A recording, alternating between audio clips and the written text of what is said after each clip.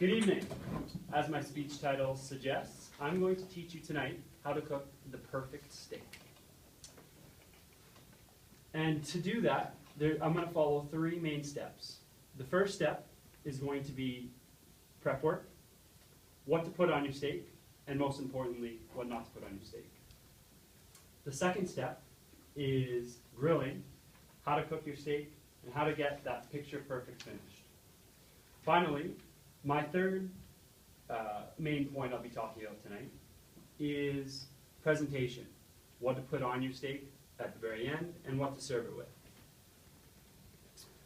To go straight into the first point, the prep work for the steak is one of the most important and most abused steps for cooking a steak.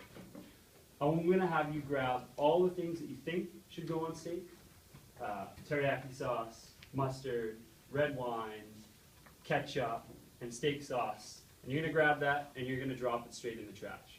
There's only three things that should be put onto a steak, and I'm going to go through those right now. First step for prepping a steak is taking your steak out of the bag or the wrap or whatever it's coming in, lobbing off any of the extra juices, placing it on some paper towel, and you're going to wipe it with a little bit of olive oil. And the reason for that is the olive oil is going to allow the seasoning and the ingredients on the outside to stick perfectly and stay on the steak. Secondly, you're going to dose that steak either with cake seasoning, high seasoning, or some salt-based steak seasoning. Alternatively, you can use my personal favorite, which is just plain rock salt, and cover that completely. The only other last ingredient that you need to put on a steak is minced garlic, and that covers the trio of perfect steak ingredients. When you're buying the perfect steak, you want to buy a nice, thick, fat steak, so you can cook that to a perfect rare to medium rare. You also want to look, when you're buying steak, for a lot of white specks throughout your steak. And what that is fat content called marbling. And when you cook that steak on the barbecue on high heat, that white fat will break down and make your steak very tender and very moist and flavorful, and that's exactly what you want. Once you finish seasoning your steak, you're going to wrap that tightly in saran wrap and put it in the fridge. And you're going to leave that there for a couple hours. Minimally, you want to season your steak for 2 hours, but ideally you can do it from the night before or the morning of your grilling. And that leads me into the second most important point about cooking steak. And that second step is how to grill and how to cook that actual steak. And that is something that a lot of people really struggle with. So first, you're going to put your barbecue as high as it'll go, hopefully hit around 500 degrees. You're going to clean that grill off as clean as it'll go, and maybe rub it with a little bit of olive oil.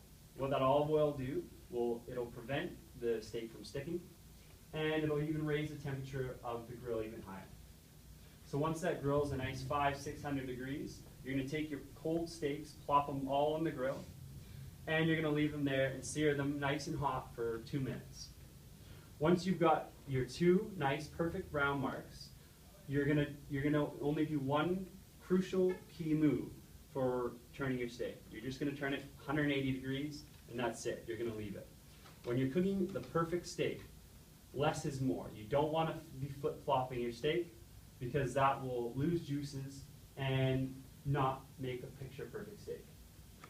After about another minute and a half, 2 minutes, you should have two perfect grill marks like this, which is what you'd see at a steakhouse or on TV.